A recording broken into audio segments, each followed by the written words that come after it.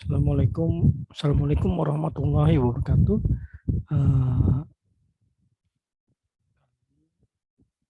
Saya akan memaparkan terkait materi atau topik pembangunan hunian vertikal dan konsep dasar dari sistem rumah susun. Materi ini merupakan bagian dari topik mata kuliah perancangan pemukiman bagi masyarakat berpenghasilan rendah.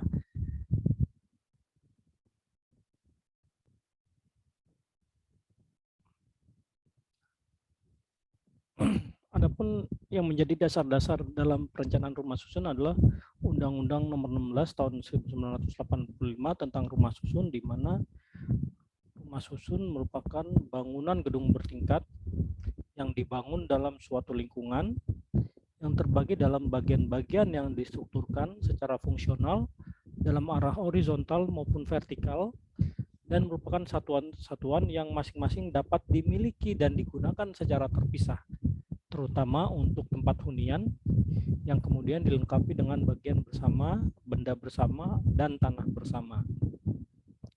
Rumah susun sebagai salah satu solusi pemenuhan kebutuhan perumahan yang layak bagi masyarakat berpenghasilan menengah ke bawah ini memerlukan standar perencanaan rumah susun sebagai dasar pembangunannya.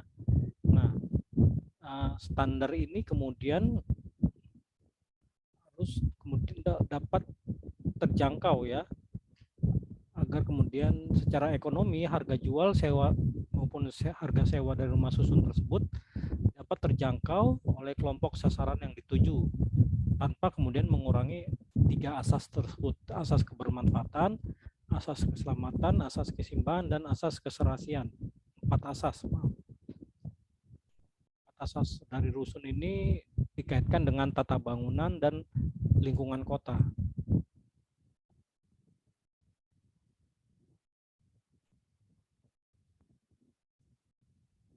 Kemudian pemerintah sendiri sudah melakukan atau mengeluarkan berbagai macam peraturan baik di level menteri maupun undang-undang ya, terkait penyediaan rumah susun bagi rakyat di kawasan perkotaan, mulai dari peraturan pemerintah nomor 31 tahun 2007, Undang-Undang nomor 26 tahun 2007 tentang penataan ruang, kemudian peraturan Menteri Negara Perumahan Rakyat. Semua ini kemudian menjamin terhadap penyediaan hunian yang layak bagi masyarakat berpenghasilan rendah. Kemudian kenapa kemudian muncul atau bagaimana sih pertimbangannya kelayakan terkait penyediaan rusun ya? Setidaknya ada lima pertimbangan. Yang pertama, bahwasanya kebutuhan rumah atau hunian di kota besar, di perkotaan besar ini cukup besar ya.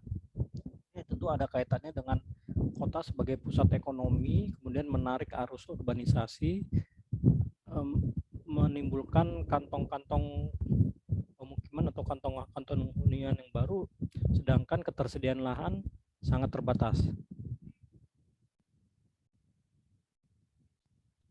Karena keterbatasan lahan tersebut, maka mengakibatkan yang kedua adalah tingginya harga tanah di perkotaan ya, sehingga ketika memanfaatkan atau menggunakan tanah dan lokasi untuk pemukiman diperlukan usaha-usaha yang efisien sehingga terjangkau secara harga.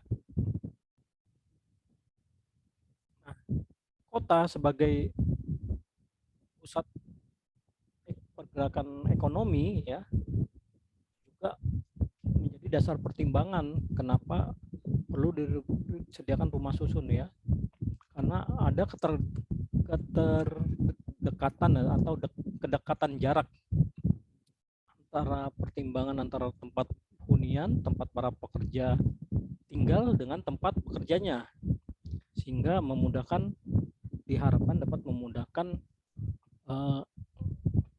alur transportasi sehingga diharapkan lagi bisa mengurangi potensi kemacetan. Dan pertimbangan yang berikutnya, keempat, adalah bagaimana keluarga kecil ini akan cenderung untuk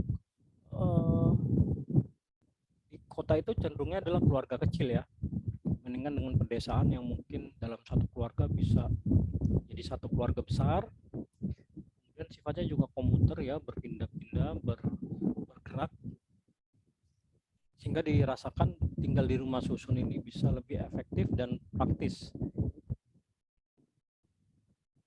Dan pertimbangan berikutnya bahwasannya dengan ditatanya kawasan pemukiman yang layak, dengan menyediakan ruang-ruang terbuka, dengan kelengkapan sarana sosial, sarana ekonomi, sarana fasilitas umum lainnya, itu akan memberikan suatu lingkungan yang sehat bagi masyarakatnya dan pertimbangan-pertimbangan lainnya.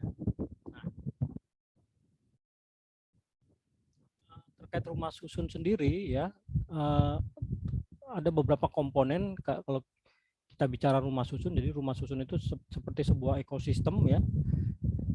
Ada di situ ada satuan rumah susun, ada benda bersama, ada lingkungan, ada tanah bersama. Konsepnya seperti itu.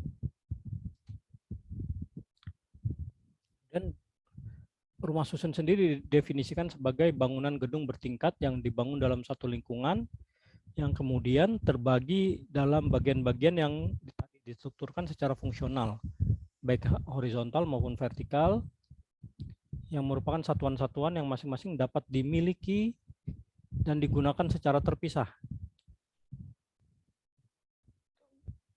Utamanya untuk fungsi hunian. Kemudian itu dilengkapi dengan bagian-bagian bersama, benda bersama, dan tanah bersama.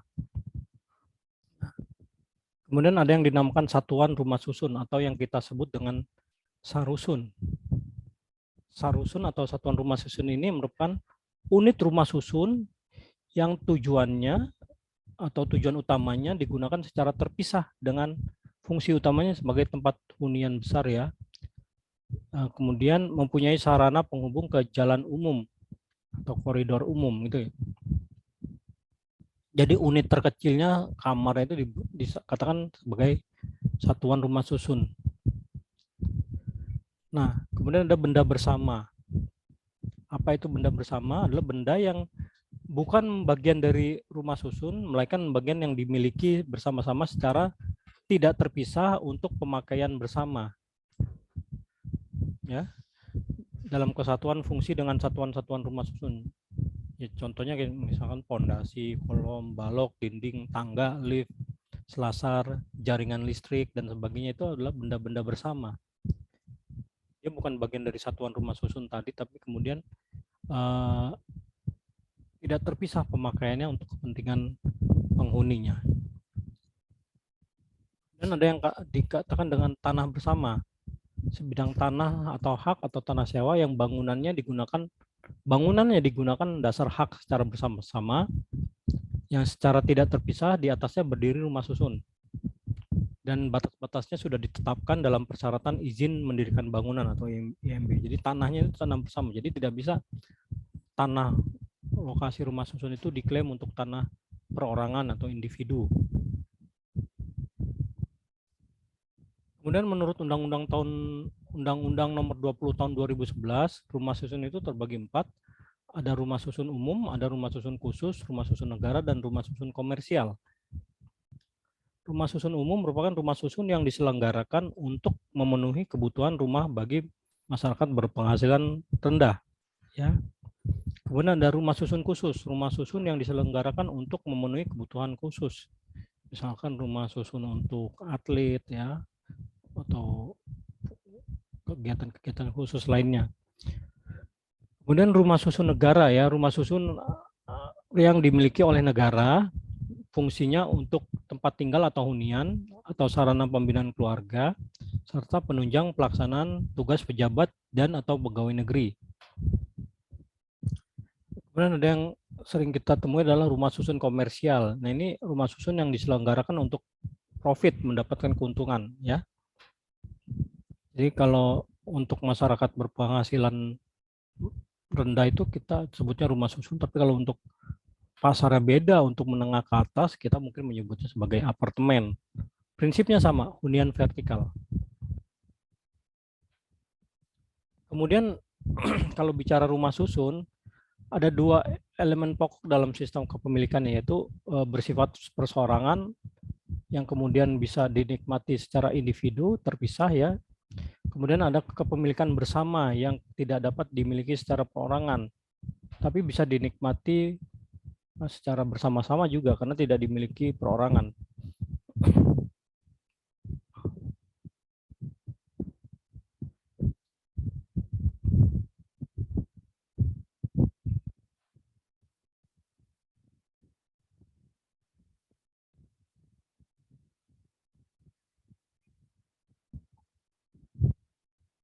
Nah, kemudian terkait izin layak huni. Nah, sebuah sistem rumah susun sendiri memerlukan persyaratan khusus ya dalam masalah keselamatan bagi para penghuninya. Sehingga perlu syarat-syarat bahwa sebuah rumah susun ketika dibangun ya, setelah selesai dibangun itu harus memiliki izin layak huni ya, sebelum kemudian diterbitkan sertifikat atau sebelum diperjualbelikan atau digunakan. Izin ini akan dikeluarkan bila pelaksanaan pembangunan rumah susun dari segi arsitektur, dari sisi desain, dari sisi konstruksi, instalasi, dan pelengkapan bangunan lainnya telah benar-benar sesuai dengan ketentuan dan persyaratan yang ditentukan dalam IMB yang bersangkutan. Jadi ini merupakan kita bisa temui penjelasannya di pasal nomor 35 Peraturan Pemerintah nomor 4 tahun 1988. Nah, izin layak huni ini merupakan salah satu syarat untuk penerbitan sertifikat hak milik atas satuan rumah susun yang bersangkutan. Nah, bicara izin layak huni, maka apa saja sih persyaratan pembangunan rumah susun? Jadi lanjut di pasal 23 Peraturan Pemerintah tadi dikatakan bahwa pembangunan rumah susun harus dilakukan melalui perencanaan teknis ya, harus direncanakan, harus dilaksanakan, harus diawasi secara teknis pula. Ya, perencanaan teknis di sini yang dimaksud di pasal 2 dikatakan sebagai mengacu pada sesuai dengan ketentuan peraturan perundang-undangan, artinya undang-undang juga telah mengisyaratkan standar teknis pembangunan rumah susun. Nah, standar tersebut yang dijadi acuan ketika melakukan perencanaan, ketika melakukan pelaksanaan, ketika melakukan pengawasan. Nah, persyaratan sendiri itu di pasal 24 dikatakan ada 3 macam. Ada persyaratan administratif, artinya persyaratan secara izin ya, secara payung hukum, secara kemudian ada persyaratan teknis terkait struktur, konstruksi, material, dan sebagainya, terkait desain, kemudian persyaratan ekologis terkait analisis dampaknya terhadap lingkungan atau AMDAL ya. Jadi ketiga persyaratan ini administratif, teknis, ekologis harus dipenuhi ketika membangun sebuah rumah susun. Nah, regulasinya sebenarnya banyak ya, Anda bisa searching sendiri ya, mulai dari tahun 92 itu mulai persyaratan teknis pembangunan rumah susun sudah diterbitkan dari tahun 1992 ya. Kemudian yang terakhir itu terkait pedoman teknis pembangunan rumah susun sederhana bertingkat tinggi itu di tahun 2007. Mulai level undang-undang sampai peraturan Menteri PUPR. Di sini terlihat bahwasanya secara umum peraturan rumah susun ini mengacu pada undang-undang terkait bangunan dan gedung dan undang-undang terkait perumahan dan kawasan pemukiman. Dan di 2011 baru ada undang-undang rumah susun. Nah, ketika bicara pembangunan rumah susun itu sendiri ya, harus kita mengacu pada konsep pembangunan berkelanjutan atau sustainable development ya, sebagai menempatkan manusia sebagai pusat pembangunan. Jadi manusia itu sebagai center, sebagai pusat dari desain kita. Ada 7 prinsip dasar. Yang pertama keterpaduan ya. Dimaksud keterpaduan ini pembangunan rumah susun harus dilaksanakan dengan prinsip keterpaduan kawasan, baik kawasan, sektor, antar pelaku, dan keterpaduan dengan sistem perkotaan. Jadi antar sistem dengan dengan misalkan ada sistem jaringan listrik kota, dengan jaringan air perkotaan, dengan jaringan limbah perkotaan, itu harus keterpaduan ya, harus kemudian rusun ini harus melihat keterpaduan dengan itu semua, dengan rencana wilayahnya, rencana tata ruang wilayahnya seperti apa. Apakah kemudian di wilayah dibangunnya rumah susun ini kedepannya akan dijadikan wilayah ekonomi atau pemukiman dan sebagainya. Itu harus memperhatikan prinsip keterpaduan. Prinsip yang kedua adalah efisiensi dan efektivitas. Jadi prinsip ini memanfaatkan sumber daya yang tersedia secara optimal, ya, melalui peningkatan intensitas penggunaan lahan dan sumber daya lainnya. Jadi dibuat secara efisien dan efektivitas. Ya, kenapa seperti ini? Karena kalau bicara efisien dan efektivitas ini kita akan bicara dengan cost, biaya. Ya, semakin proyeknya efisien, ya, berarti makin bisa ditekan cost-nya ya, tanpa mengabaikan aspek-aspek keselamatan, kenyamanan dan yang lainnya. Ya, otomatis nanti biaya pembangunan bisa ditekan, yang menyebabkan keterjangkauan terhadap harga sewa misalkan bagi para masyarakat yang masyarakat targetnya. Kemudian prinsip dasar yang ketiga adalah penegakan hukum ya.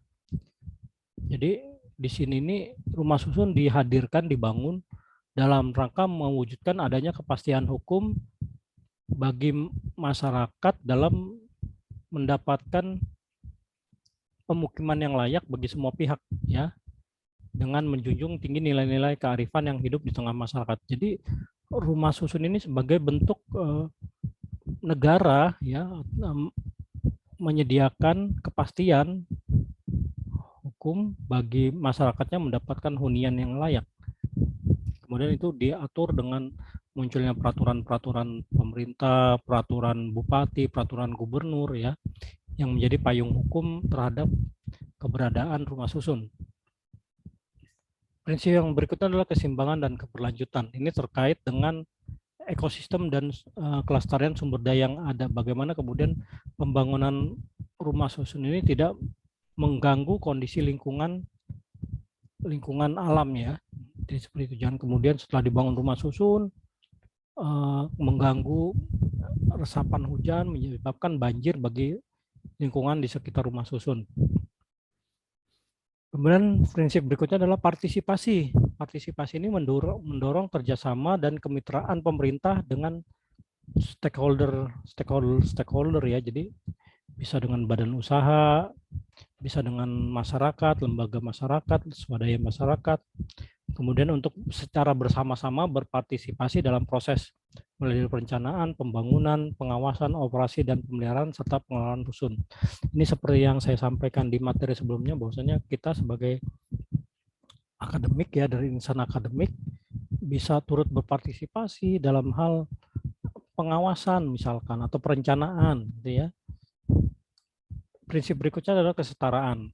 Kesetaraan ini menjamin adanya kesetaraan peluang bagi masyarakat berpenghasilan menengah ke bawah atau rendah untuk dapat menghuni rusun yang layak bagi peningkatan kesejahteraannya. Jadi semua berhak ya, punya kesempatan yang sama untuk mendapatkan hak tinggal di rumah susun.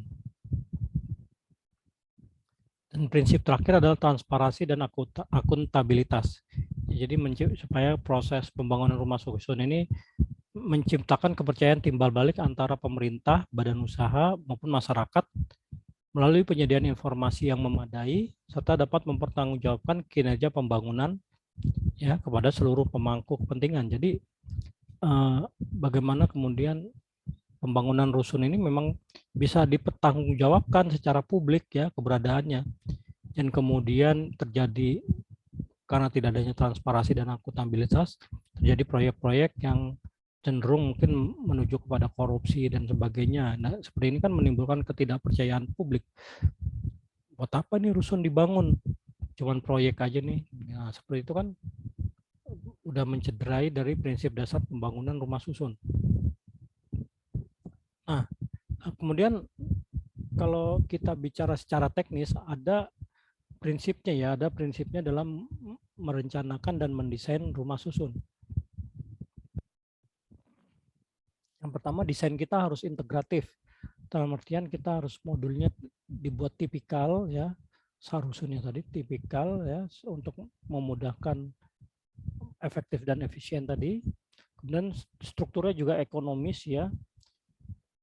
Strukturnya menggunakan sistem struktur yang ekonomis ya, tapi bukan berarti murahan ya, dengan mempertimbangkan mungkin kekuatan struktur, keamanan dan sebagainya. Dan optimalisasi dari sistem mechanical electrical yang baik. Jadi mulai dari jaringan listrik, jaringan air bersih, jaringan pemipaan itu dioptimalkan untuk memperkecil resiko bocor atau disfungsi. Kemudian yang kedua, sediakanlah fasilitas umum dan penunjang. Jadi Anda kemudian mengidentifikasi mana yang termasuk fasilitas umum di dalam konteks lahan rumah susun dan mana yang penunjang. Yang tak kalah pentingnya adalah prinsip sirkulasi udara alami yang baik di dalam unit hunian ya. Bagaimana kemudian menciptakan sirkulasi udara yang alami supaya kemudian meminimalkan penggunaan penghawaan buatan ya. Itu kan penghawaan buatan itu secara cost juga tidak cukup tinggi ya. Kemudian secara lingkungan juga punya efek yang kurang baik ya, efek freon seperti itu. Maka bagaimana sirkulasi udara yang alami, setiap unit hunian, setiap sarus hunian itu punya sirkulasi udara yang baik. Begitupun dengan cahaya, harus punya cukup ruangan yang cukup. Cahaya bisa menerobos masuk ke dalam ruangan yang cukup sehingga meminimalkan penggunaan cahaya buatan. Dengan meminimalkan cahaya buatan diharapkan dapat meminimalkan cost ya terkait penerangan. Dan yang tak kalah penting adalah sebagai perancang kalian juga harus menyediakan ruang-ruang untuk berinteraksi sosial ya. Karena sedikit banyak ketika kita memindahkan masyarakat yang terbiasa hidup di wilayah kumuh rapat secara horizontal ya, dipindahkan ke satu hunian yang vertikal gitu ya, di situ akan ada kebutuhan sosial di situ ya. Kalau di kampung di gang-gang mereka bisa berkumpul depan rumah, depan gang, ngobrol, saling bertukar informasi. Tapi gimana kalau misalkan di rumah susun tidak disediakan ruang?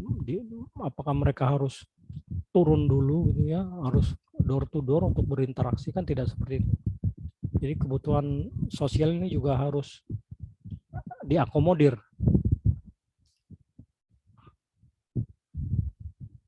Kemudian ketika bicara rusun di kawasan perkotaan, kita harus melihat 3 aspek.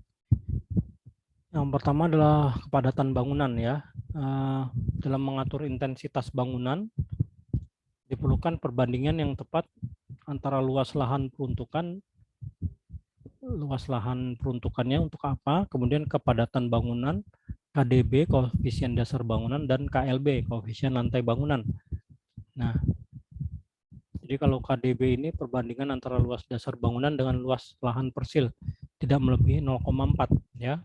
Cuman KLB perbandingan antara luas lantai bangunan dengan luas tanah tidak kurang dari 1,5. Kemudian ada koefisien bagian bersama atau kita singkatnya KB ya. Perbandingan bagian bersama dengan luas bangunan. Jadi tidak kurang dari 0,2 atau 20% ya. Kemudian aspek yang kedua adalah lokasi. Sebaiknya rusun ini dibangun di lokasi yang sesuai dengan rencana tata ruang, rencana tata bangunan dan lingkungan. Terjangkau juga oleh layanan-layanan transportasi umum, serta mempertimbangkan keserasian dengan lingkungan sekitarnya. Ya, jadi kita harus melihat aspek lokasinya ya. Kemudian kita juga melihat tata letak. Tata letak rusun ini harus mempertimbangkan keterpaduan bangunan, lingkungan, kawasan, dan ruang, serta dengan memperhatikan faktor-faktor kemanfaatan, keselamatan, keseimbangan, dan keserasian. Jadi bagaimana meletakkan masa bangunan rusun ini juga penting. Nah ini koefisien dasar bangunan ilustrasinya seperti ini, atau building coverage ya, mungkin kalian sudah paham ya. Ini building coverage ratio BCR atau KDB ini merupakan presentasi perbandingan antara luas total luas bangunan dengan luas bangunan keseluruhan. Dengan luas lahan keseluruhan. Misalnya kita punya tanah 100 meter persegi, kemudian rasio cakupan bangunan BCR-nya atau KDB-nya adalah 60%, maka bangunan lantai pertama itu yang bisa dibangun bisa mencapai 60 meter persegi maksimal. Itu kalau BCR-nya 60%. Cara hitungnya kurang lebih seperti itu. Kemudian ada yang namanya KLB atau floor area ratio, VAR. Ya. VAR ini rasio luas lantai merupakan hubungan antara jumlah total luas lantai, jadi jumlah total luas lantai yang dapat digunakan yang dimiliki oleh suatu bangunan atau telah diizinkan untuk dimiliki dan luas total covering tempat bangunan tersebut. Rasio yang lebih tinggi kemungkinan akan menunjukkan konstruksi padat atau perkotaan. Jadi rasio ini digunakan oleh pemerintah, rasio luas lantai ini digunakan pemerintah untuk kode zonasi ya. Jadi ini bagaimana mengizinkan berapa lantai sih? Kalau di ilustrasi terlihat ya. Kalau floor area yang paling atas itu 0,5 ya dengan coveragenya 100%, berarti floor lahannya dipakai 100%, ada coveragenya 50%, lahannya dipakai setengah, tapi kemudian di tingkat 2 25%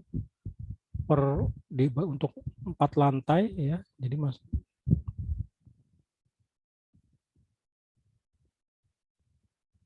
kemudian selanjutnya adalah ini merupakan perbandingan berbagai kondisi antara KDB dan KLB ya. Kita lihat ilustrasinya seperti ini. Jadi persyaratan peruntukan dan intensitas bangunan gedung ini meliputi persyaratan untuk peruntukan lokasi, kemudian melihat kepadatannya juga, ketinggian dan jarak bebas bangunan gedung yang ditetapkan untuk lokasi yang bersangkutan. Ya, kita lihat bagaimana di sini nanti akan membentuk satu landscape kota ya, antara ketinggian dan luas bangunan terhadap lahan.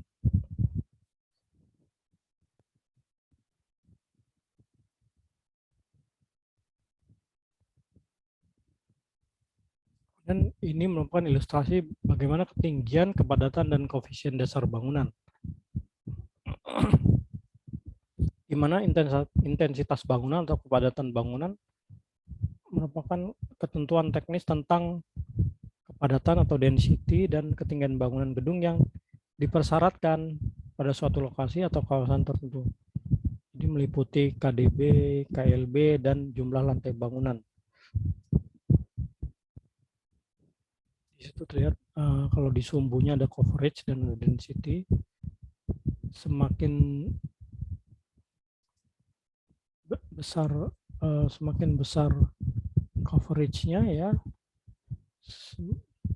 bagaimana semakin, jadi kalau misalkan coverage-nya rendah ya, building coverage-nya rendah, kemudian density-nya tinggi, maka kita akan cenderung memiliki bangunan yang lebih tinggi.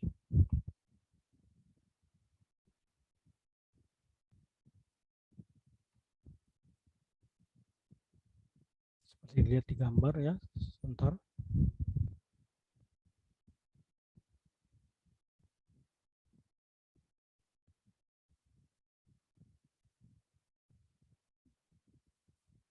Ya. Semakin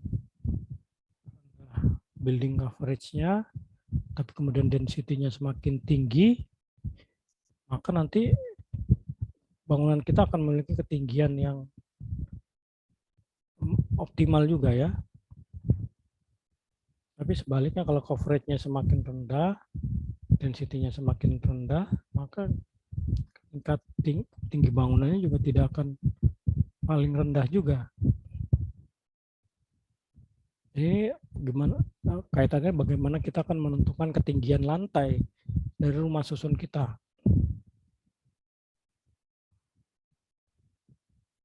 Nah, dalam kaitannya tersebut, jadi kita harus memperhatikan pertama jarak antar bangunan dan ketinggian. Jarak antar bangunan dan ketinggian ditentukan berdasarkan persyaratan terhadap bahaya kebakaran ya, kemudian terhadap pencahayaan, bagaimana intensitas cahaya yang masuk tanpa terhalang oleh bangunan-bangunan tinggi di sebelah kiri, kanan, depan, belakang dari bangunan kita ya. Kemudian pertukaran udara secara alami, kenyamanan, serta kepadatan bangunan sesuai tata ruang kota. Kemudian jenis fungsi rumah susun. Jadi jenis fungsi rumah susun ini untuk peruntukannya merupakan kita tahu bahwa rumah susun ini peruntukannya adalah untuk hunian dan dimungkinkan dalam satu rusun atau kawasan rusun juga memiliki jenis kombinasi fungsi hunian dan fungsi usaha. Jadi fungsi rumah susun tidak hanya sebagai hunian, tapi dia juga punya fungsi secara ekonomi. Kemudian luasan satuan rumah susun, luas sarusun atau luas unit rumah susun, satu unit itu minimal adalah secara peraturan 21 meter persegi. Dengan fungsi utamanya berupa ruang tidur atau ruang serbaguna dan dilengkapi dengan kamar mandi dan dapur, yaitu minimal harus ada itu. Kemudian terkait kelengkapan rumah susun harus dilengkapi dengan prasarana, sarana, kemudian utilitas yang menunjang kesejahteraan, kelancaran, dan kemudahan penghuni dalam menjalankan kegiatan sehari-hari. Kemudian ada transportasi vertikal. Nah, ini juga penting kita perhatikan mengingat kita bicara hunian vertikal ya. Rumah susun bertingkat rendah dengan jumlah lantai maksimum paling tinggi 6 lantai, maka menggunakan tangga sebagai transportasi vertikalnya. Kemudian rumah susun bertingkat tinggi dengan jumlah lantai lebih dari 6 lantai, menggunakan lift sebagai transportasi vertikalnya. Tapi kemudian ini juga kita harus pertimbangkan untuk aktivitas-aktivitas non penghuni, misalkan untuk lift barang dan sebagainya, juga perlu kita pertimbangkan. Nah,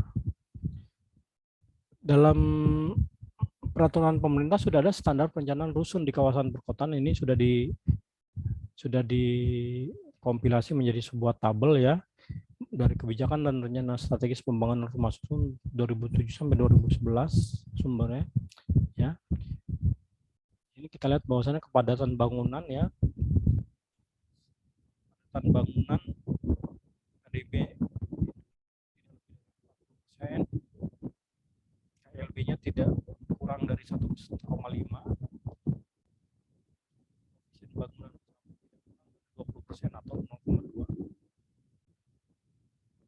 Lokasi juga harus di lokasi yang sesuai dengan rencana tata ruang, terjangkau, kemudian ya, layanan transportasi publik, pertimbangan kesesuaian dengan lingkungan